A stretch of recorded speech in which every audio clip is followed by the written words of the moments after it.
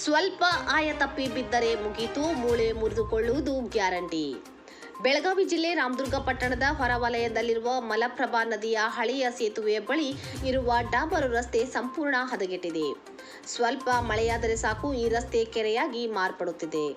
ಪ್ರತಿದಿನ ರಾಮದುರ್ಗದಿಂದ ವಯೋವೃದ್ಧರು ವಾಕಿಂಗಿಗೆ, ಕಾಲೇಜಿಗೆ ಇದೇ ದಾರಿಯಿಂದ ಮುಳ್ಳೂರು, ಸೌದತ್ತಿ, ಧಾರವಾಡ, ಹುಬ್ಬಳ್ಳಿ, ದೊಡ್ಡಮಂಗಡಿ, ಸುರೇಪಾನಕ್ಕೆ ಹೋಗುವ ಗ್ರಾಮಗಳ ಜನತೆಗೆ ಮತ್ತು ದಿನನಿತ್ಯ ಸಂಚಾರ ಮಾಡುವ ಸಾರ್ವಜನಿಕರಾದ ಬೈಕ್, ಟ್ಯಾಕ್ಸಿ, ಟಿಪ್ಪರ್ ಇತ್ಯಾದಿ ಸಂಚಾರಿಗಳಿಗೆ ಮತ್ತು ಪಾದಚಾರಿಗಳಿಗೆ ಸಾಕಷ್ಟು ತಿಂಗಳಿಂದ ತೊಂದರೆ ಉಂಟಾಗುತ್ತಿದೆ.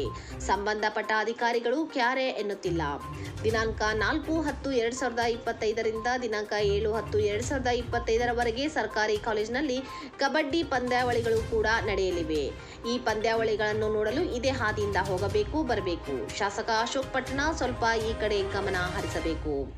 ಕೆಲವು ದಿನಗಳ ಹಿಂದೆ ಮಳೆಯಾದ ಪರಿಣಾಮ ತಗ್ಗು ದಿಣ್ಣೆಗಳು ಮತ್ತಷ್ಟು ಹೆಚ್ಚಾಗಿದ್ದು, ಮಳೆಯ ನೀರು ಅದರಲ್ಲಿ ನಿಂತಾಗ ನೇರವಾದ ರಸ್ತೆ ಕಾಣದೆ ವಾಹನ ಸಂಚಾರಿಗರು ತಗ್ಗುಗಳಲ್ಲಿ ವಾಹನ ಇಳಿಸಿದ ಪರಿಣಾಮ ಸಾಕಷ್ಟು ಸಣ್ಣ ಪುಟ್ಟ ಅಪಘಾತಗಳು ಆಗಿ ಕೈಕಾಲು ಮುರಿದುಕೊಂಡ ಘಟನೆಗಳು ಕೂಡ ನಡೆದಿವೆ.